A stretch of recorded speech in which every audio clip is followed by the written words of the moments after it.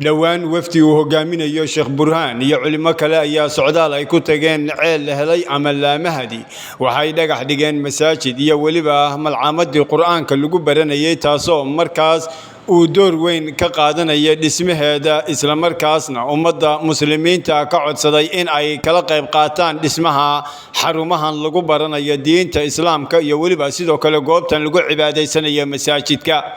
Sheekh Yaasiin Cali Saylaan iyo waliba wafdi culimo oo kale uu hogaaminaya ayaa deegaankaas u tagay sidii loo bilaabi lahaa shaqadii masjidka iyo waliba xaruntii lagu baranayay quraanka kariimka iyagoo ugu baaqay muslimiinta inay ka soo qayb qaataan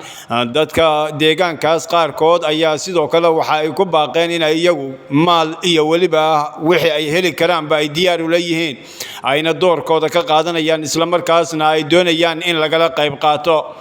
ugu horeyn culimadii ka hadlay ayaa u mahad celiyay dadkii ceel biyoodka laamahadi qoday waxaana sidoo kale ay uga mahad celiyeen doorkii ay ku yeesheen in deegaanka sidoo kale uu noqdo meel lagu nool yahay waxayna ummadda muslimiinta ugu baaqeen in ay ka qayb qaataan dhismaha masaajidkaas oo ay sheegeen inuu ku yaalo goob muhiim ah loona baahan yahay in laga qayb qaato dhismaheeda waxaana sidoo kale ay codsadeen in laga qayb qaato dhismaha quraanka kariimka meesha lagu baranayo iyo waliba masaajidka deegaan masaajid laha ma ahayn horay baa waxa u yimid Sheekh Burhaan Xuseen sheekha macadkan Imaam Kasaawi Balibus la haysto oo hadda culimadan wadaagsan culimada ugu afdheer meeshan baa yimid masaajidku sheekhu cilaamiyay meesha in laga dhiso ummadda muxsiniinta iyo islaamkaana loo cilaamiyo saaki masaajidkii oo la dhagax dhigay baanu joognaa waanu shaqadiisii hadda cabirkiisii fariisinay oo hadda waxaanu taaganahay mixraamkii masaajidka weeye horay meeshaan anagu dad baan uga ducaynay ehelo islaama waxaan uga ducaynay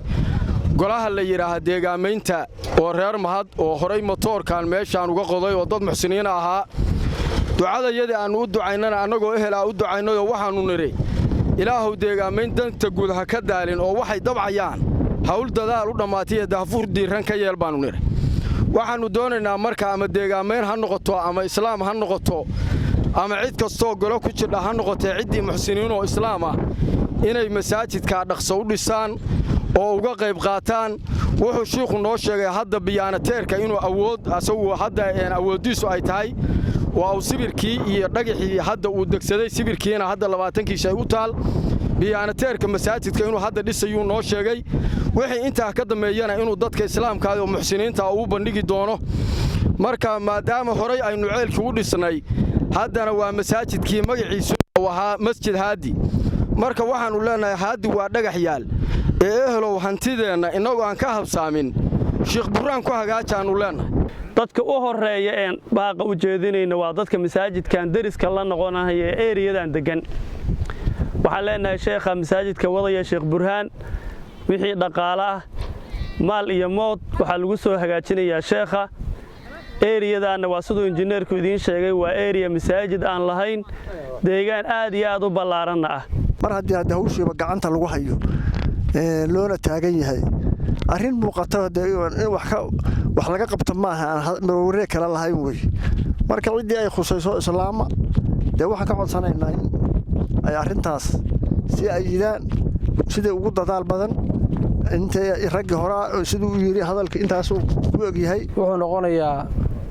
shay toban baad la cabira laakiin dhulka hadda loo hayo oo madaaris loogu talagalay sheekhu wuxuu noo sheegay 40 in meel ay tahay deegaankan hadda shaashada ka arki doontaan waxa geel ka cabaya iyo wax xoolo meesha maraya mar aqalgeenu keeni karo masaajid mar aan jamaaca waayin way dadka eelka waa wal ceelka qodob waqafkooda wili socdo oo ajarka aan ka rajeen in Ilaahay mataqaana u laban laabo iyo dadka kale muslimiinta waxa ka codsanayna masaajidkaas in sida dhaqso badan loo dhiso oo wax loogu darsado nabiga عليه الصلاه والسلام wuxuu yiri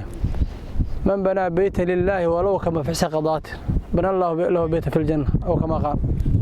qofki masaajid Ilaahay u dhisa guri Ilaahay dhisa walaw shimbir bulkad Allah ka dhiga marka shimbir bulkad lagu tukan kare waxa laga wadaa saami yarba ku darsada waa woodo Ilaahay jannada guriga uga dhisa marka xadiidkaasna waa jira waqtihiin waxaan ka codsanaynaa sida ugu dhaqso badan inaad klibka naga soo jawaabtaan insha Allah taala wixii dhaqaalaha sheekha iyo gudigiisa injineerka kulli dhaqaal lagu soo aadiyo